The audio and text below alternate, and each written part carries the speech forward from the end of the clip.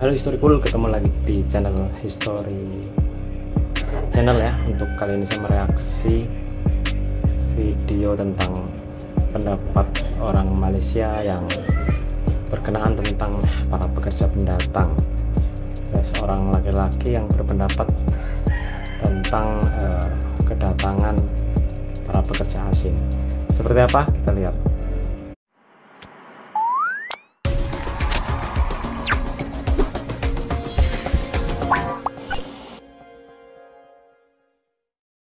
Sendiri. Kalau takut sangat semua orang Malaysia buat kerja kotor tu lah, dan kita tak payah pekerja asing.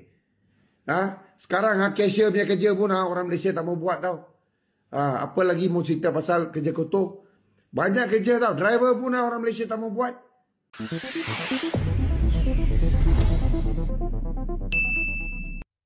Assalamualaikum warahmatullahi wabarakatuh. Halo, salam jumpa lagi di channel ini. Semoga semuanya dalam keadaan sehat walafiat dan selalu dilimpahkan rahmat oleh Yang Maha Kuasa. Ya, fenomena warga negara asing di Malaysia dengan berbagai aktivitasnya saat ini menjadi isu yang hangat di negara jiran. Selain ada operasi terhadap pekerja asing tanpa izin, ada juga protes dan razia terhadap warga negara asing yang nekat melakukan perniagaan di sana. Namun terdapat opini yang berbeda dari individu-individu warga negara jiran atas keberadaan warga asing ini. Kadang-kadang persepsi kita ni dapat aja orang asing itu parti, sebenarnya bukan. Mereka ialah pekerja asing yang mempunyai pas yang sah. Okey ya. Ia persepsi kita lah. Persepsi kita terhadap warga asing. Kita tak boleh pandang warga asing ni, bila kita nampak satu-satu kumpulan warga asing ni, kita anggap dia pendatang, tak boleh. Sebab pendatang warga asing ni ada yang ada permit datang bekerja kat Malaysia. Tak semua warga asing yang datang kat Malaysia tu dia mesti parti, dia pendatang tanpa izin. Tak, kita persepsi kita terhadap warga asing tu yang penting. Kita jangan anggap semua warga asing tu adalah pendatang tanpa izin. So kita kena buang persepsi kita terhadap warga asing. Okey, yang kedua dia, Kerja mengutip sampah, kerja sebagai pelayan di restoran, kerja mengangkat tong-tong ikan di pasar-pasar murah. Banyak mesti kita mau buat. Dan ini dilaksanakan oleh orang asing. ada 3 sektor yang warga tempatan kita tak nak buat kerja. Kerja-kerja yang kutip sampah, kerja-kerja kat pasar borong, tolak tong ikan apa semua. Bukan semua warga tempatan nak buat kerja tu. Sebab itu kerja-kerja tu hanya warga asing je yang buat. Sebab warga kita yang tak nak. Bukannya kerja-kerja tu membuatkan warga asing yang bekerja di bahagian tu membuatkan warga tempatan hilang pekerjaan. Tak.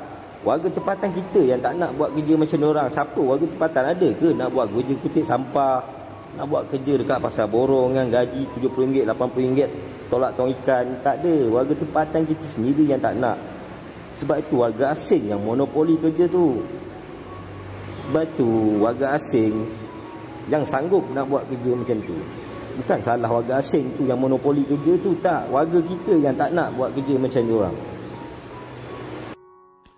Halo, selamat pagi, saya Auta Singh. Saya semalam dah tengok satu video ni. Ni NGO ni, dia kata kerajaan Malaysia banyak bagi IC. Dia orang juga banyak risau pasal itu lambakan pekerja asing, terutamanya Bangladesh dan Rohingya. Satu hari nanti dia akan melebihi kaum India, dia cakap lah. You see, ada ramai orang Malaysia keturunan kaum India pun belum dapat IC. Kerajaan sudah tukar. Sekarang Datuk Seri Anwar Ibrahim the Prime Minister. Pemimpin-pemimpin Pakatan Harapan dulu main sentimen, kononnya barisan tak jaga kaum India. Sampai sekarang pun ramai orang India tak dapat IC. So ketakutan you orang pula ni macam budak kecil punya ketakutan. Manalah orang Bangla boleh dapat IC terus, orang Rohingya boleh dapat terus. Walaupun dia orang kahwin dengan perempuan Melayu dekat sini beragama atau bangsa lain beragama Islam pun menetunggu 15-20 tahun baru dapat IC lah. So jangan behave like budak kecil lah. Lambakan pekerja asing tu itu memang normal lah. Di satu dunia pun banyak lambakan berlaku. Kerana orang Malaysia ni semua tak mau buat kerja yang diorang tengah buat ni. That's the problem. You tunjuk orang ni tunjuk video ni, serbu sana serbu sini, ni orang meniaga. Yang meniaga pekerja asing tu pun orang lokal yang pakai dia orang meniaga. Yang ada orang Melayu di belakang dia orang, lesen orang Melayu. Di kawasan orang India pula ada orang India di belakang pekerja asing orang India yang dalam supermarket ke minimarket ke apa benda lah. So dia punya owner memang orang Malaysia, dia orang tak mau kerja, dia pakai pekerja asing. So that's the issue. Ramai orang cuci longkang, potong rumput, angkat sampah. Orang Malaysia semua tak mau buat. So memang akan berlaku lambakan. Dalam plantation estate orang Malaysia tak mau kerja. So that's why they bring in the Bangla orang Indonesia untuk kerja. So why you blame them kalau ada sudah ramai dia orang memang dia orang datang kerja, lepas tu dia orang akan balik. Adalah 1-2 kes dia orang akan kahwin sini punya perempuan.